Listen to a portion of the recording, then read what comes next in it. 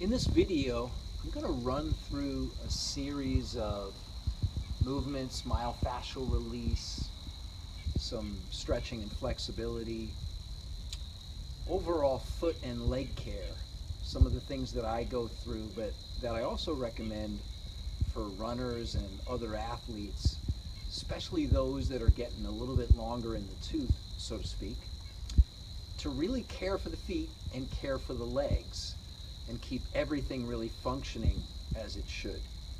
So I'll take my time and kind of step through everything, and I've got a few of my favorite myofascial tools of choice. My P-Knot, and also some tools from the RAD folks, R-A-D.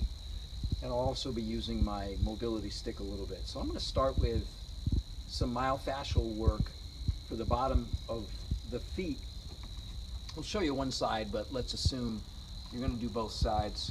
And as is always the case for you, the athlete, you want to work on wherever your specific limiters are. So if you've got one ankle with a little bit less mobility, calf that's a little bit tighter, perhaps you've got one foot which isn't functioning as well, good to spend extra time on your specific areas of limitation. So in the bottom of the foot, there are actually 4 layers of fascia.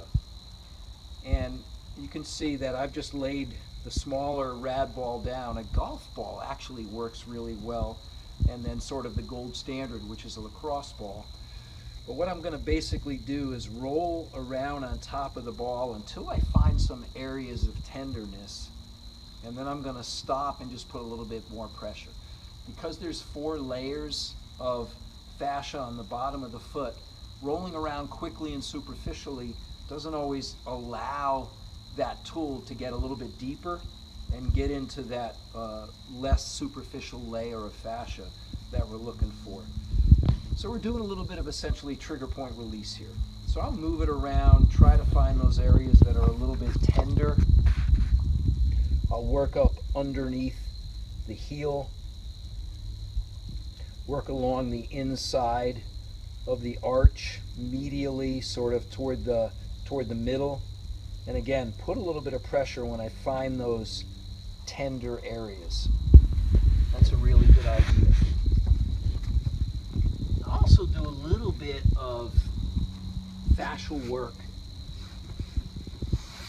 along the inside of the ankle.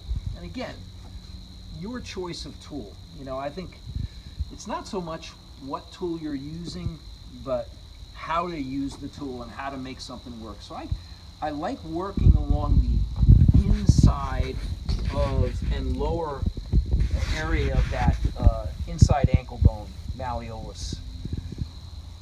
Flexor digitorum, tibialis posterior, a lot of the tendons that come out of the deep compartment of the calf will branch out into the foot, and they all come up on that along that lower part on the inside of the ankle. So I'll get in there, and again, just put a little bit of pressure, not necessarily your entire body weight. You want to look for areas that are tender and sore, right? And then of course I can do the same thing on the other side. So looking for those tender areas. I can also put a little bit of pressure and start to move that ankle joint around a little bit. So a little bit of pin type work, and then some motion of the foot. I can do the same thing with the P-Knot, but it's a little bit of a different effect because the ball is larger. So I will typically go up and down the leg periodically, and I want to do this because I want to see where those areas of tenderness or where the tissues get bound up. So what happens for many runners is this lateral area of the calf, specifically the more superficial gastroc, will very often get bound up. And talking to a lot of soft tissue therapists that have shared with me that that's an area that they have to work a lot on runners with. And that area can get bound up and a little bit scarred up, so I will definitely work through that area. And again, just look to put some pressure there. move around a little bit, just kind of make sure that everything is working well. Now we can't forget the anterior tibialis, basically the front of the leg as well too. So the P-knot works very nicely. I'll sort of put myself on all fours and get that situated so if you can see that, right below my knee. And again, I do not want to put all my weight on this. This is just light pressure to kind of feel how everything is, sort of what kind of feedback I'm getting from the tissue.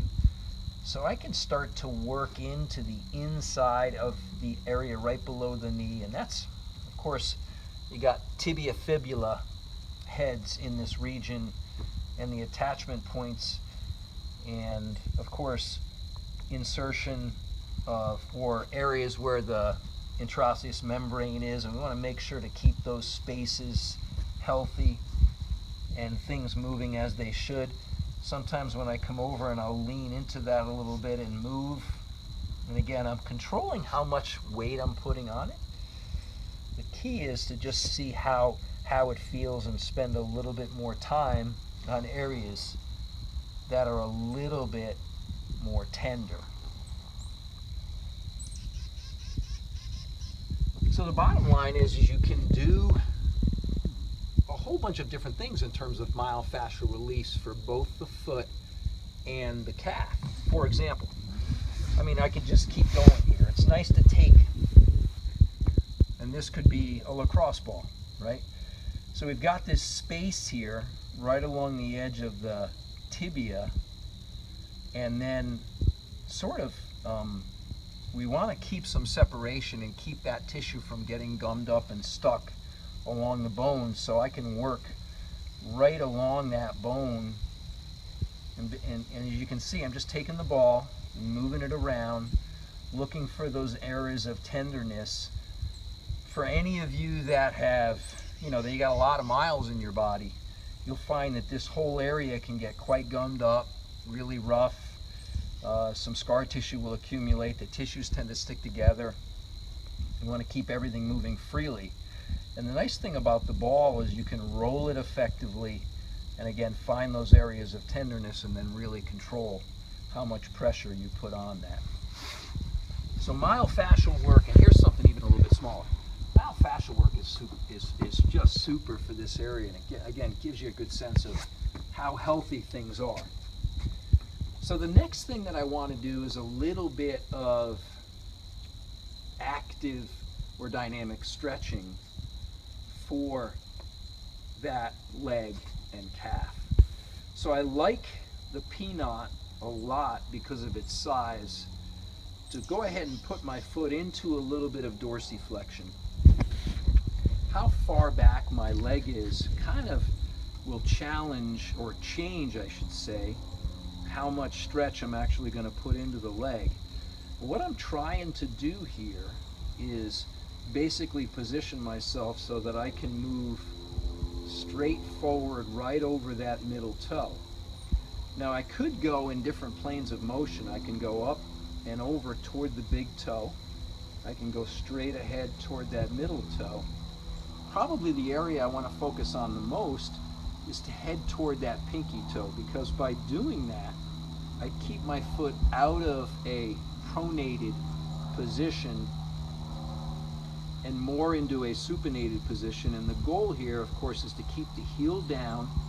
As I come forward and I reach that end range, I can really feel there's a lot of pressure on the P-knot, which is exactly what I'm looking for. Now I can almost do a little bit of fanning here, right? So I'm pushing my knee right out toward that pinky toe, but I'm also fanning just a little bit. Now, I like to use a stick sometimes when I'm doing this kind of work, because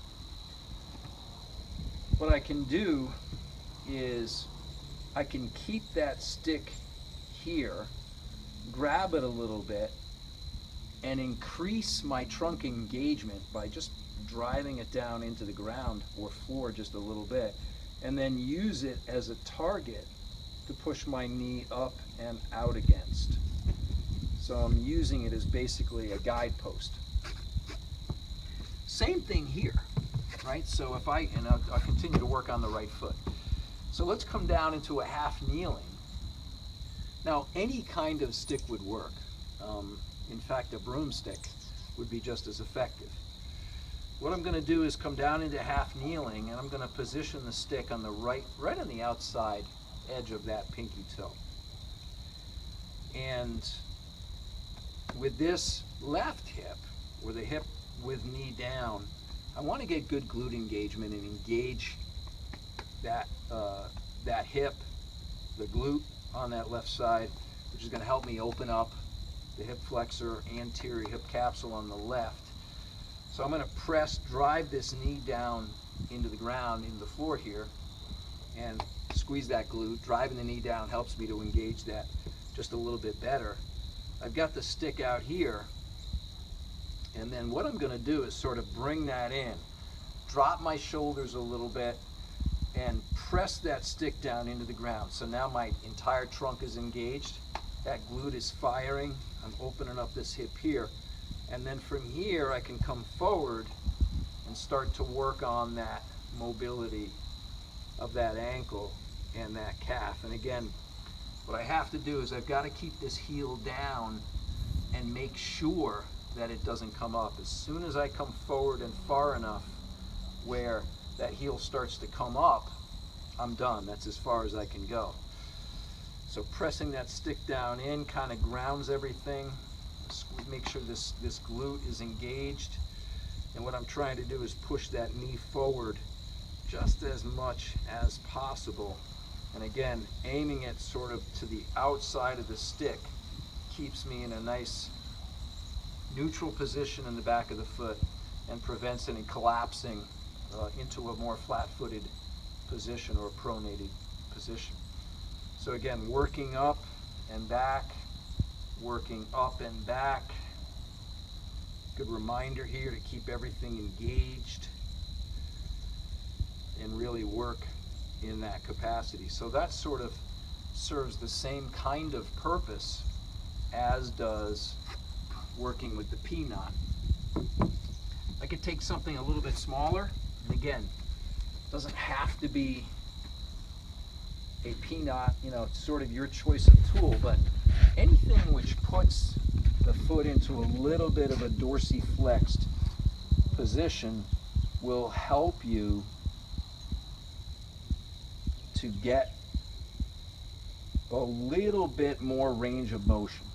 So depending on the position that your foot is in, so if the foot is flat and you're coming forward, you want to try to get that foot at least 3 to 4, or excuse me, the knee at least 3 to 4 inches in front of your foot. That's what you're trying to do. So the bottom line is we use myofascial techniques for the bottom of the foot.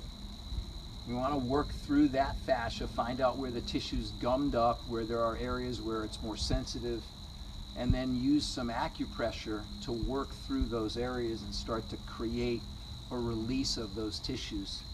And then we want to start to work on the health of the leg. So from the knee down through that calf, not only the superficial gastroc and soleus, but also really working through into the deeper areas. Now, the deep compartment is hard to get to, but if we work through that area beneath the ankle, we can get into the tendons of that digitorum longus, and flexor hallucis longus is another, and then of course the tibialis posterior. So all those tendons sort of branch out. Without question, keeping your feet healthy and your legs healthy is sort of a synergistic process. Doing short foot to make sure that the intrinsic muscles of the feet are really strong and easily activated is critically important. And then, in my experience, most of the issues that we run into within the calf inevitably come out of problem areas within the foot. So my point is that the two work hand in hand. Now, I spend a fair amount of time in my yoga toes working on being able to spread the digits and get my toes to work more independently, and for me it's an ongoing process That reflects a lot of years when I didn't do enough of that work that I wish I had. But without question, keeping my toes healthy, keeping mobility within the big toe, working on the mobility of my foot, for example.